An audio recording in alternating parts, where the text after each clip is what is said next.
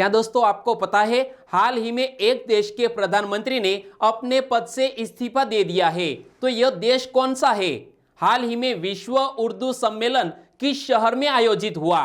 तो हमारे एक केंद्र शासित प्रदेश में कोविड-19 का संक्रमण फैलने की वजह से बहुत से जनजाति के लोग संक्रमित हो चुके हैं। तो यह केंद्र शासित प्रदेश कौन सा है? ऐसे ही बड़ी खबरों को कवर करते हुए हमने आज का यानी कि 30 अगस्त का करंट अफेयर का वीडियो तैयार किया है। यह वीडियो लास्ट तक देखें। लास्ट में मैं आपसे एक क्वेश्चन पूछूंगा जिसका आंसर आपको नीचे कमेंट बॉक्स में देना है।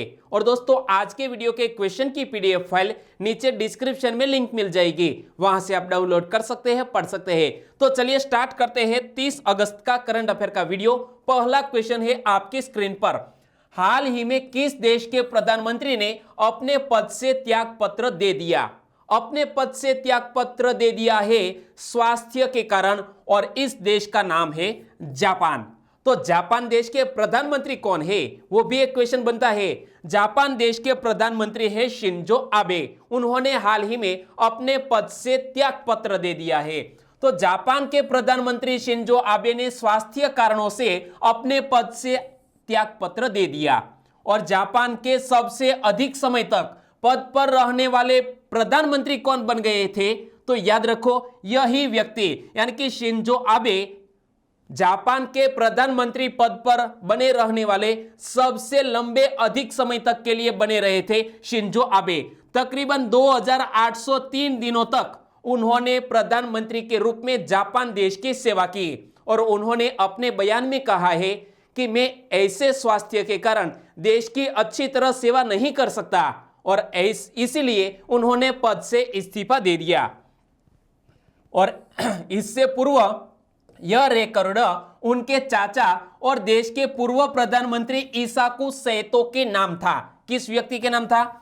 सबसे लंबे समय तक प्रधानमंत्री पद पर बने रहने का रिकॉर्ड उनके चाचा इसाकू सैतो के नाम पर था, लेकिन इसको भी ध्वस्त कर दिया है शिंजो आबे ने। और शिंजो आबे किस पार्टी के सदस्य है? Shinzo Abe liberal democratic party के सदस्य है, और उनका कार्यकाल सितंबर 2021 तक का है, लेकिन स्वास्थ्य के कारण हाल ही में उन्होंने त्याग पत्र दिया। और बात करते हैं जापान देश की। तो यहां आप मैप में देखिए, यह बहुत से द्वीप में बटा हुआ यह जापान देश, जिसकी कैपिटल का नाम है टोक्यो। और जापान के सम्राट कौन है? जापान के सम्राट है नारुहितो। और जापान के वर्तमान प्रधानमंत्री शिंजो आबे, उन्होंने पद से त्याग पत्र दिया। जापान की कैपिटल का नाम है टोक्यो, और जापान की करेंसी है येन। और जापान के बारे में बहुत ही इंपॉर्टेंट बात मैं आज बताने जा रहा हूं। यहां के पुरुषों की औसत आयु 81 वर्ष तथा महिलाओं की औसत आयु 88 वर्ष है जापान देश में। और जापान को जापानी भाषा में निहोन या निप्पोन भी कहा जाता है, और जापान को उगते सूर्य का देश भी कहा जाता है। तो दोस्तों इसी तरह हर क्वेश्चन से जुड़े इंपॉर्टेंट फैक्ट मैं आपके सामने रखूंगा। हमारा यह तरीका आपको अच्छा लगता है तो हमारी चैनल को सब्सक्राइब कीजिए, और बाजू में बेल आइकन है उसे भी प्रेस कर दीजिए, क्योंकि आने वाले हर एक वीडियो की अपडेट आपको मिले सबसे पहले। दूसरा क्वेश्चन, हाल ही में अंतरराष्ट्रीय लघु उद्योग दिवस कब मनाया गया?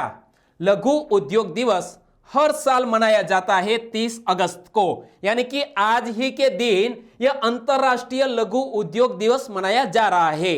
और प्रतिवर्ष जब 30 अगस्त को यह दिवस मनाया जाता है तो लघु उद्योग दिवस मनाने का उद्देश्य क्या है? लघु उद्योगों को बढ़ावा देना और बेरोजगारों को रोजगार के अवसर उपलब्ध कराना। और इसी उद्देश्य से 30 अगस्त को अंतरराष्ट्रीय लघु उद्योग दिवस मनाया जाता है। और लघु उद्योग की परिभाषा की बात करूं तो हाल ही में 2020 में लघु उद्योग की परिभाषा चेंज कर दी गई है, जिसे लघु उद्यम कर दिया गया है। तो यहां देखो, लघु उद्योग छोटे पैमाने पर चलाए जाने वाले उद्योग है जो श्रमिकों की सहायता से मुख्य व्यवसाय के रूप में चलाए जाते हैं। और इस प्रकार के उद्योग में 10 से लेकर 50 तक श्रमिक कार्य करते हैं। तो यह पहला क्राइटेरिया। और ऐसे उद्योग में निवेश 10 करोड़ से कम तथा सालाना टर्नओवर 50 करोड़ से कम होना चाहिए। तो यह 3 आपको याद रखना है। 10 से लेकर 50 श्रमिक इस उद्योग में कार्य करते हैं। निवेश कितना होना चाहिए? 10 करोड़ से कम, और टर्नओवर 50 करोड़ से कम का होना चाहिए। और बात करते हैं जब सूक्ष्म, लघु और मध्यम उद्योग की, तो यहां किन किन श्रेणियों में उद्योगों को बांटा जाता है? Micro industries, small industries and medium enterprises. तो श्रेणी में मैन्युफैक्चरिंग एवं सर्विस की बात करें तो यदि किसी उद्योग में निवेश 1 करोड़ तक का है और टर्नओवर सालाना 5 करोड़ का है तो उसे हम सूक्ष्म उद्योग यानी कि माइक्रो एंटरप्राइजेस कहते हैं। और किसी भी उद्योग में निवेश सालाना 10 करोड़ रुपए तक का, सॉरी दोस्तों, निवेश 10 करोड़ का लेकिन सालाना टर्नओवर 50 करोड़ तक का है तो उसे हम बोलते हैं स्मॉल एंटरप्राइजेज। और मध्यम उद्यम की बात करें तो इसमें निवेश 20 करोड़ तक का होना चाहिए और सालाना टर्नओवर 100 करोड़ तक का है तो इसे बोलते हैं मीडियम एंटरप्राइजेज। क्लियर दोस्तों? तीसरा क्वेश्चन, निम्न में से किस हरिकेन के कारण संयुक्त राज्य अमेरिका के दक्षिणी पश्चिमी लुसियाना में भूस्खलन हुआ? यहां आप देख सकते हैं, यहां इसका नाम है दोस्तों हरिकेन। जिस तरह उष्णकटिबंधीय किसी देश में यदि कोई चक्रवात आता है तो उसे हम चक्रवात कहते हैं, लेकिन यहां उत्तरी अमेरिका में यानी कि इसे बोलते हैं यहां पर हरिकेन, और किसी और देशों में टॉर्नेडो के नाम से भी यह जाना जाता है। तो हाल ही में हरिकेन लौरा की वजह से लुसियाना में भूस्खलन की घटना सामने आई है, यानी कि इस क्वेश्चन का सही आंसर है हरिकेन लौरा। तो 27 अगस्त 2020 को तूफान की श्रेणी 4 के अंतर्गत आने वाले हरिकेन लौरा, जिसकी गति 150 मील प्रति घंटा है, इसके कारण संयुक्त राज्य अमेरिका के दक्षिणी पश्चिमी लुसियाना में भूस्खलन हुआ है। और यहां आप देख सकते हैं दोस्तों किस तरह का हादसा यहां लुसियाना में हुआ है। और हरिकेन या उष्णकटिबंधीय चक्रवात की बात करें तो हवा की गति के आधार पर 1 से 5 तक की रेटिंग दी जाती है किसी भी हरिकेन या तो चक्रवात को। 5 तक की रेटिंग यानी कि 5 श्रेणियों में बांटा जाता है। और श्रेणी 4 के तूफानों में हवा की गति कितनी होती है? 130 से 156 मील प्रति घंटे के बीच की यदि किसी हवा की गति है तो उसे हम बोलते हैं कैटेगरी 4 का तूफान। और इसी तरह का तूफान लुसियाना में हुआ। और हरिकेन लौरा श्रेणी 4 का तूफान है, जिसका अर्थ है कि अच्छी तरह से निर्मित घरों की छत एवं बाहरी दीवारों के नुकसान के साथ गंभीर क्षति हो सकती है। यहां आप देख सकते हैं दोस्तों इसकी जो छत है वो भी और बाहरी दीवार है यहां पर भी क्षति हो सकती है। और इसी तरह का तूफान हाल ही में लुसियाना में आया। चौथा क्वेश्चन, केविन मेयर ने किसके सीईओ पद से इस्तीफा दिया? यहां आप इमेज में देख सकते हैं केविन मेयर, वो टिकटॉक के सीईओ पद पर है और उन्होंने हाल ही में अपने पद से इस्तीफा दे दिया है क्योंकि अमेरिका के राष्ट्रपति डोनाल्ड ट्रंप ने ऐलान किया है कि वो जल्द ही अपने देश में टिकटॉक को बंद करवाएंगे। और टिकटॉक के सीईओ केविन मेयर ने चीनी मालिक पर लोकप्रिय वीडियो ऐप को बेचने के लिए अमेरिकी द्वारा बनाए जा रहे दबाव के बाद अपने पद से इस्तीफा दे दिया है।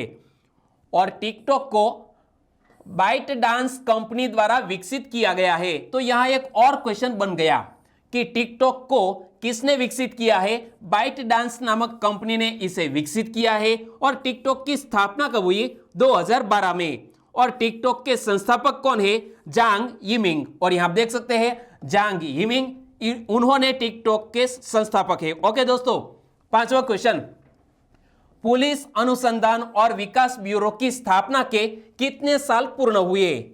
यानी कि बीपीआरडी यानी कि पुलिस अनुसंधान और विकास ब्यूरो की स्थापना के हाल ही में 50 साल पूर्ण हुए। यानी कि यह अपनी स्वर्ण जयंती मना रहा है इसी वर्ष। यानी कि इस क्वेश्चन का सही आंसर है ऑप्शन सी 50 वर्ष। और इसका आदर्श वाक्य क्या है? आ नो भद्राः क्रतवो यन्तु विश्वतः, जो इस बीपीआरडी का मोटो है, आदर्श वाक्य है। और पुलिस अनुसंधान और विकास ब्यूरो ने 28 अगस्त को अपनी स्वर्ण जयंती मनाई। यहां देख सकते हैं 1970 से लेकर 2020 तक, यानी कि कितने साल पूर्ण हुए हैं? 50 साल। और इसीलिए उन्होंने अपनी स्वर्ण जयंती मनाई। तो पुलिस अनुसंधान और विकास ब्यूरो की स्थापना कब हुई? 28 अगस्त 1970 को। और स्थापना का उद्देश्य क्या था? पुलिस की कार्यप्रणाली को बेहतर बनाना, उनकी समस्याओं का अध्ययन करना और इसे गति देना। छठा क्वेश्चन, हाल ही में सुर्खियों में रहे महात्मा अयंकाली किस राज्य के महान समाज सुधारक थे? यहां आप इमेज में देख सकते हैं महात्मा अयंकाली। हमारे प्रधानमंत्री जी ने इस अवसर पर इस महात्मा अयंकाली को शुभेच्छा श्रद्धांजलि अर्पित की। वो केरल राज्य के एक महान समाज सुधारक थे। यानी कि इस क्वेश्चन का सही आंसर है ऑप्शन बी, केरल। तो जिस तरह हमारे B.R. अंबेडकर है, ज्योतिबा फुले है, इसी तरह एक बहुत ही बड़े समाज सुधारक थे वो केरल राज्य के।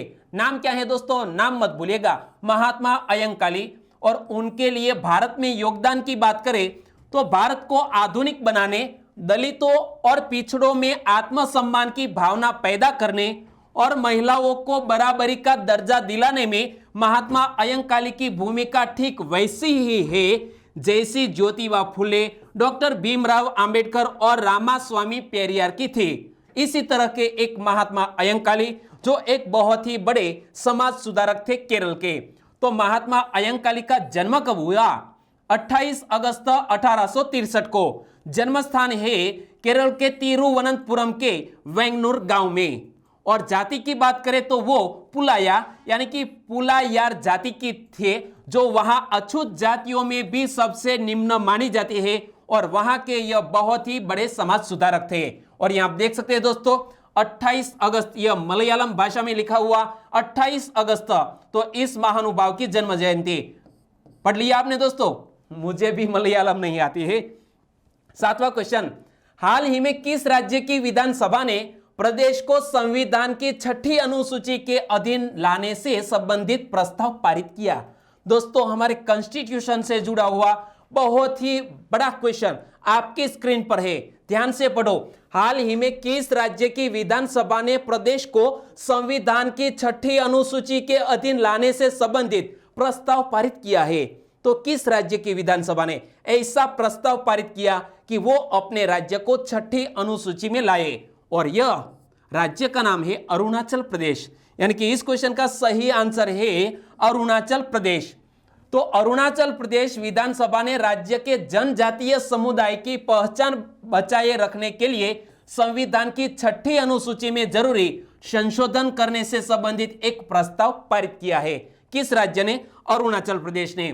और संविधान की 6ठी अनुसूची 4 पूर्वोत्तर राज्य यानी कि असम, मेघालय, त्रिपुरा और मिजोरम के जनजाति क्षेत्रों के प्रशासन के संबंध में अनुच्छेद 244 के अनुरूप व्यवहार करती है। और इसीलिए अरुणाचल प्रदेश ने भी एक प्रस्ताव पारित किया विधानसभा में कि वो 6ठी अनुसूची में शामिल हो। तो एक और क्वेश्चन आपको याद रखना है कि 6ठी अनुसूची में शामिल होने वाले 4 राज्य कौन कौन है? एक है असम, दूसरा है मेघालय, तीसरा है यहां पर त्रिपुरा और चौथा है दोस्तों मिजोरम। ओके। और राज्यपाल को जिले के क्षेत्रों का बढ़ाने या घटाने अथवा स्वायत्त जिलों के नाम में परिवर्तन कर सकने की शक्ति प्राप्त है। किसको? राज्यपाल को। और जब बात करते हैं यहां अरुणाचल प्रदेश की, तो अरुणाचल प्रदेश की बेसिक इंफॉर्मेशन मैंने आपको कई बार बताई। जैसे अरुणाचल प्रदेश की कैपिटल का नाम क्या है, अरुणाचल प्रदेश के वर्तमान मुख्यमंत्री कौन है, अरुणाचल प्रदेश के वर्तमान राज्यपाल कौन है। यदि आपको याद है तो नीचे कमेंट सेक्शन में लिखिए। 8वां क्वेश्चन, हाल ही में विश्व उर्दू सम्मेलन का आयोजन कहां किया गया? विश्व उर्दू सम्मेलन का आयोजन हाल ही में किया गया है हमारी कैपिटल नई दिल्ली में। नई दिल्ली की स्थापना 1911 में हुई और वहां पर हाल ही में विश्व उर्दू सम्मेलन का आयोजन किया गया। तो राष्ट्रीय उर्दू भाषा विकास परिषद, कौन? राष्ट्रीय उर्दू भाषा विकास परिषद द्वारा नई दिल्ली में विश्व उर्दू सम्मेलन का आयोजन किया गया। और इस 2 दिवसीय सम्मेलन के उद्घाटन सत्र को हमारे केंद्रीय शिक्षा मंत्री श्री रमेश पोखरियाल निशंक ने इसे संबोधित किया।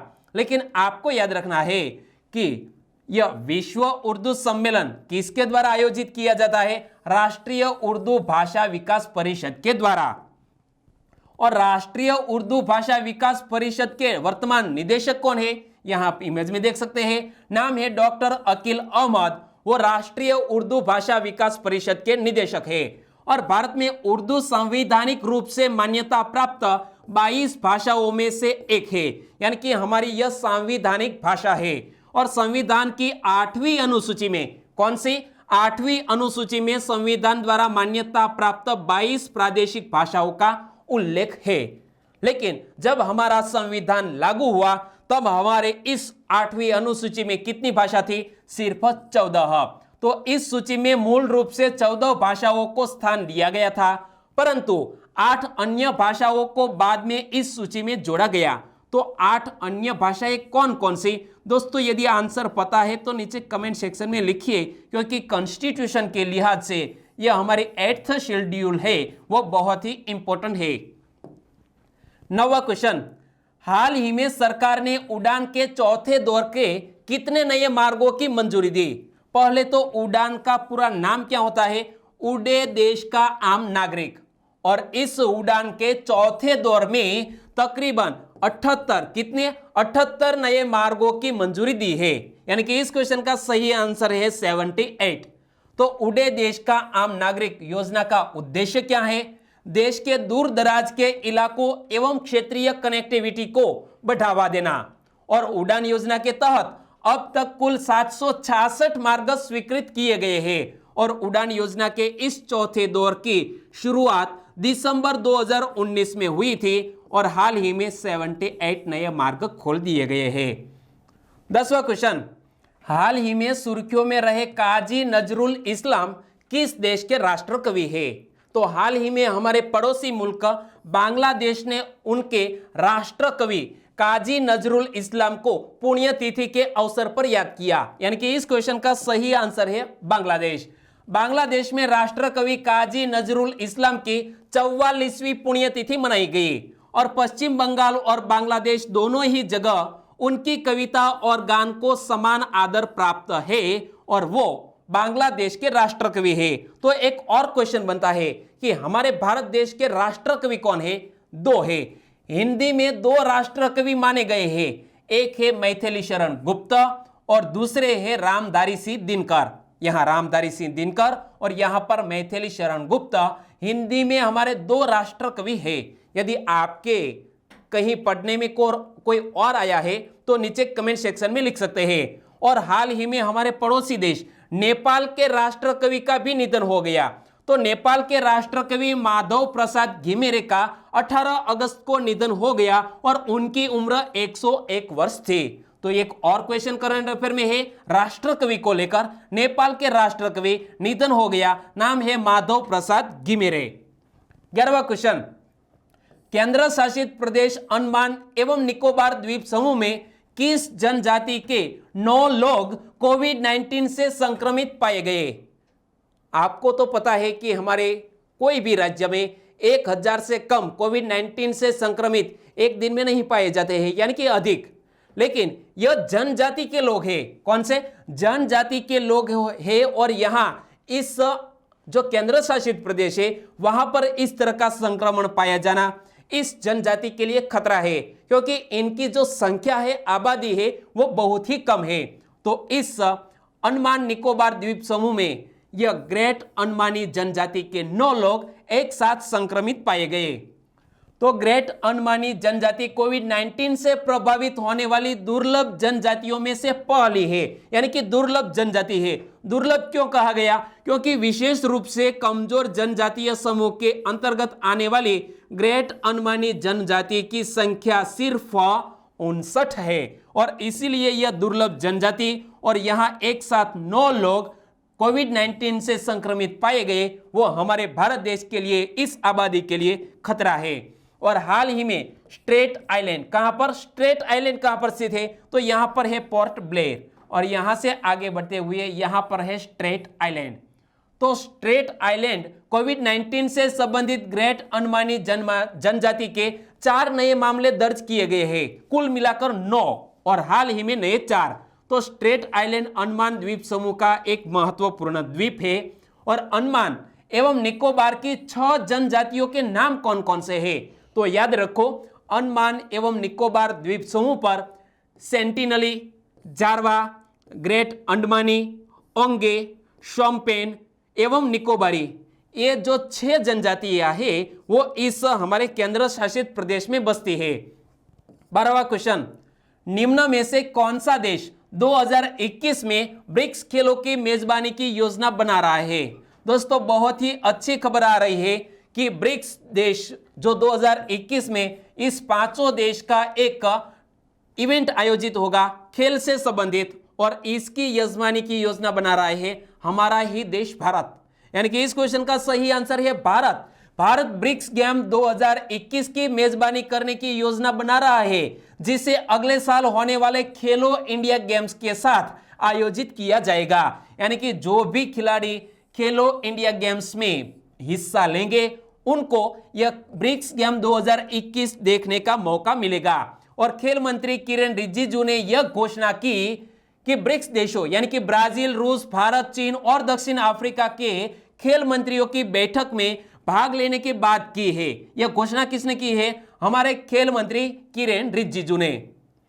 और याद रखो, भारत को 2021 में 5 राष्ट्र स्वतंत्र अंतरराष्ट्रीय समूह की अध्यक्षता मिलेगी, यानी कि ब्रिक्स की अध्यक्षता मिलेगी हमारे भारत देश को। 13वां क्वेश्चन, राष्ट्रीय GIS सक्षम भूमि बैंक प्रणाली का ई लॉन्च किसने किया? GIS सक्षम भूमि बैंक प्रणाली का ई लॉन्च किया है पीयूष गोयल जी ने। यानी कि इस क्वेश्चन का सही आंसर है पीयूष गोयल। लेकिन राष्ट्रीय GIS सक्षम भूमि बैंक प्रणाली क्या है? इस पहल का समर्थन invest India, national centre of geo informatics, राष्ट्रीय ई गवर्नेंस प्रभाग, इलेक्ट्रॉनिक्स एवं सूचना प्रौद्योगिकी मंत्रालय तथा Bhaskaracharya institute for space applications and geo informatics द्वारा किया जा रहा है। और प्रारंभ में इस प्रणाली को 6 राज्यों में लॉन्च किया गया है, और अभी इस प्रणाली को इससे भूमि की पहचान एवं खरीद का एक प्रभावी पारदर्शी तंत्र बनाने के लिए किया जाएगा, जिसमें बाद में सुधार किया जाएगा, और जिसको हाल ही में लॉन्च किया है हमारे इस मंत्री पीयूष गोयल ने। और अब बात करते हैं लास्ट वीडियो की। तो लास्ट वीडियो में मैंने आपसे क्वेश्चन पूछा था कि खेती और नाम के संदर्भ में निम्न में से कौन सा युग्म सही नहीं है, और यहां सही आंसर था एपीकल्चर यानी कि फल विज्ञान। तो यह ऑप्शन गलत है, क्योंकि एपीकल्चर जो मधुमक्खी पालन है उनसे संबंधित है यह एपीकल्चर। तो यह हमारा जो युग्म था वो गलत था। और इस क्वेश्चन का सही आंसर दिया है रावल सुनील, उन्होंने यहाँ डिस्क्रिप्शन में यह आंसर दिया है। सहदेव धोलकिया पिछले दिनों से हमारे साथ जुड़ चुके हैं, और आपको भी बहुत बहुत धन्यवाद। वाला संजय, आमिर खान पठान, काजी यूनुस और अर्पणा पटेल, जाला दलपत सिंह, इन सभी दोस्तों ने इस क्वेश्चन का सही आंसर दिया। और भी हमारे सब्सक्राइबर फ्रेंड है, वो है प्रिया पटेल, प्रियांक चौधरी, उन्होंने इसके बारे में डिटेल में बताया है। तो विकास कुमार जल गोविंद चाक, आपका भी आंसर बिल्कुल सही है कि एपीकल्चर वो मधुमक्खी पालन से संबंधित है, नहीं कि फल विज्ञान से। शैलेश कुमार तबियाड़, उन्होंने भी इस क्वेश्चन का सही आंसर तो लिखा, साथ साथ करेक्शन भी कर दिया है। उमेश रंगपरा, उन्होंने भी इस क्वेश्चन का सही आंसर लिखा कि एपीकल्चर मधुमक्खी पालन से संबंधित है। और वणकर नितिन कुमार फ्रॉम अहमदाबाद से। अक्षय भरवाड़, उन्होंने भी इस क्वेश्चन के बारे में डिटेल में आंसर बताया है। दोस्तों बहुत बहुत धन्यवाद, डिटेल में आंसर लिख देंगे फिर आप उसे कभी नहीं भूलेंगे। तो चलिए अब आज के वीडियो के क्वेश्चन की बात करें। टाइगर डांस केरल के त्रिशूर में मनाए जाने वाले किस उत्सव का एक अनिवार्य हिस्सा है? दोस्तों हमारी भारतीय कला एवं संस्कृति यानी कि क्लास 1-2 के एग्जामिनेशन में यदि हमारे भारतीय कला एवं संस्कृति टॉपिक है तो यहां से करंट अफेयर को लेकर क्वेश्चन निकल सकता है कि टाइगर डांस केरल के त्रिशूर में मनाए जाने वाले किस उत्सव का एक अनिवार्य हिस्सा है। यहां 4 ऑप्शन आपकी स्क्रीन पर है, और दोस्तों सही आंसर लिखना है नीचे कमेंट बॉक्स में, आंसर देना मत भूलिएगा। और हमारा वीडियो अन्य किसी भी YouTube चैनल जो करंट अफेयर से संबंधित है उनसे यूनिक लगता है तो लाइक कीजिएगा और आपके दोस्तों को फेसबुक, व्हाट्सएप या टेलीग्राम के जरिए शेयर करना मत भूलिएगा। कल फिर मिलेंगे नए करंट अफेयर वीडियो के साथ। तब तक के लिए टेक केयर एंड जय हिंद।